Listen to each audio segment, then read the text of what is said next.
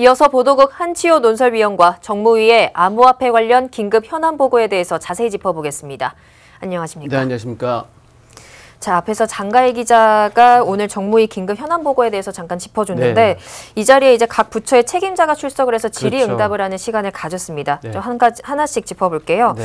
일단 법무부가 뭐 거래소 폐쇄 가능성까지 언급을 하면서 파장이 있지 않았습니까? 네, 그렇죠. 오늘 이 최종구 금융위원장이 이 부분에 대해서도 답을 했습니다. 어떤 답변을 내놨나요? 그 최종구 위원장은 이렇게 얘기했죠. 그 전면 폐쇄와 불법된 것만 폐쇄하는 것들 두 가지를 다 검토하고 있다. 네. 이렇게 이야기하고 이 폐쇄 말고 이제 합리적인 뭐 어떻게 유지책에 대해서는 별로 이야기하지 않았어요. 그래서 네. 아마 정부에서는 전면 폐쇄냐 아니면 불법적인 그 업체에 대해서만 폐쇄를 단행할 것이냐를 검토하고 있는 것 같고요.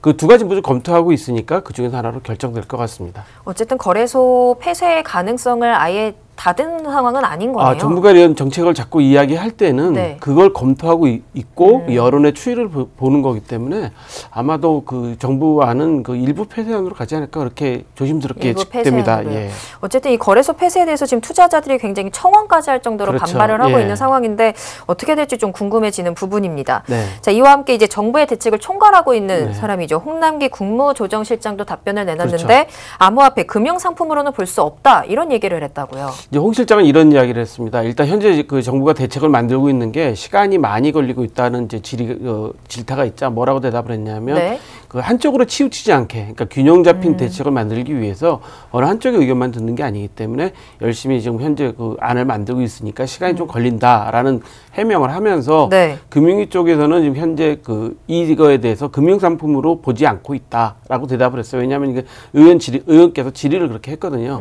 이 금융상품으로 볼 수 있느냐라고 네. 질의했더니 금융위 쪽에서는 현재 그렇게 보고 있지 않다라고 대답했기 때문에 아마 각 부처 간의 의견을 다 이제 수렴해서 거기서 이제 토론하고 좋은 안이 나올 것 같습니다. 그렇군요.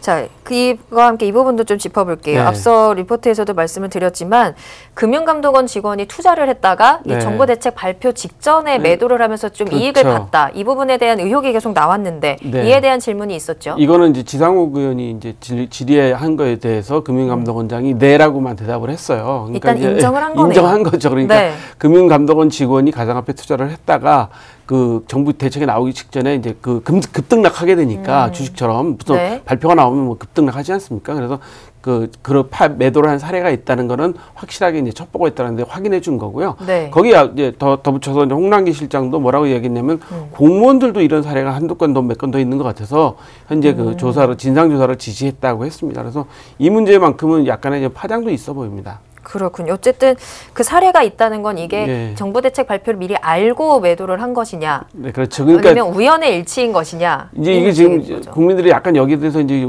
문제의식 삼고 불만을 삼는 게 뭐냐면 금융감독원 직원들은 원칙적으로 주식 투자가 금지되어 있습니다. 왜냐하면 네. 거기에 영향력을 미칠 수 있고 정보를 미리 그렇죠. 알 수 있기 때문인데 그 현재 법으로는 이 화폐 자체가 어떻게 정해진 게 없기 때문에 투자한 게 뭐 법으로 어떻게 할 수는 없겠지만 도덕적으로는 좀 문제 있다고 봐야죠. 어쨌든 금융상품으로 볼 수 없다라고도 네, 얘기를 그렇죠. 했었으니까요. 예. 자, 이와 함께 또 정부가 암호화폐 가상계좌에 대해서 점검을 네. 끝냈느냐 뭐 이런 질의도 있었거든요. 네, 그렇죠. 거기에 금감원장 뭐 보고는 받지 못했지만 금감원과 FIU가 공동으로 점검하고 있다 이렇게 얘기를 했는데 어떤 내용인가요? 이 정확하게? 현재 공식적으로 나와 있지는 않지만 압수수색 영장을 받아서 지금 금감원하고 FIU가 그 자금 추적하는 세탁 방지하고 추적하는 곳이니까요. 네. 이 두 기관에서 현재 그 가상화폐 거래소에 그 개설돼 있는 가상 계좌들을 전부 다 지금 검사하고 있다는 거죠. 그래서 이 돈이 네. 제대로 된 것이냐. 그러니까 주로 이제 어떤 부분이냐면 그 실명 인증이 제대로 돼 있는가. 또 아니면 뭐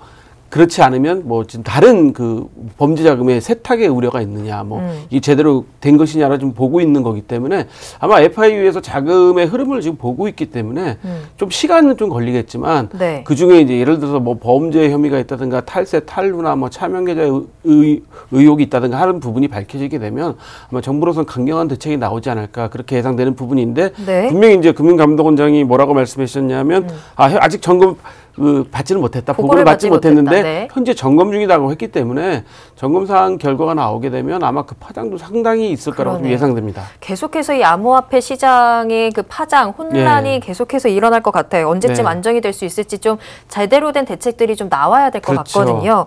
어쨌든 오늘 이 자리에서 정부의 각 부처가 이 사태를 바라보는 좀 시각들을 볼 수 있었던 것 같은데 좀 정리를 좀 해주시죠. 정리를 좀 해보면 홍남기 네. 실장은 이제 전체적으로 크게 지금 이제 정부가 이제 다 모든 의견을 다 들어서 어느 한쪽 의견에 치우치지 않는 대책을 만들겠다라고 지금 현재 밝힌 상태고요. 네. 금융위원회는 이제 금융상품으로 절대 볼 수 없다라고 이제 입장을 내놓은 거고요. 그다음에 공정거래위원회에서는 전자상거래법상 전자통신업종은 아니다라고 입장을 밝혔고, 다만 그 거래소 약관에 대해서 이게 그 소비자 보호를 하고 있느냐 안 하고 있느냐는 이제 공정위 입장이 이제 명확해진 거고요. 그다음에 네. 그 거래소를 그럼 인가제로 할 것이냐라는 입장에도 거래소는 인가에 대해서 소극적이다. 우리 적극적이지 않다. 그러니까 적극적이지 않다는 얘기는 거래소는 인가제로 해야 될 사항이 아니다. 왜냐하면 거래제로 만약에 법적으로 해서 인가제로 들어오게 될 경우 정부가 네. 다 인정해주는 상황이 돼버리거든요. 과거에 그렇죠. 그 네네. 대부업법 사례에서도 보면 대부업이 처음 시작됐을 때 그 대부업체들을 어떻게 할 것이냐 해서 인가사항이냐 아니냐라고 했는데, 지금은 대부업도 금액 일정 금액 이상 되면 금융감독으로 직접 감독을 하고 있어요. 네네. 그렇게 되다 보니까 이제 대법도 합법적인 그러니까요. 상태가 돼버리는 거잖아요. 그래서 아마 금융위원회에서는 이거를 합법화시키 그런 그 뭐 인가 사항으로 만든다든가 뭐 허가 사항으로 만들어 버리면 그 인정을 해야 되는 부분이잖아요. 수준이 되기 네. 때문에 금융위원회에서도 상당히 부담스러운 부분 같습니다. 그렇군요. 알겠습니다. 여기까지 듣겠습니다. 지금까지 보도국 한지호 논설위원과 암호화폐 정부 정책에 대해서 짚어봤습니다.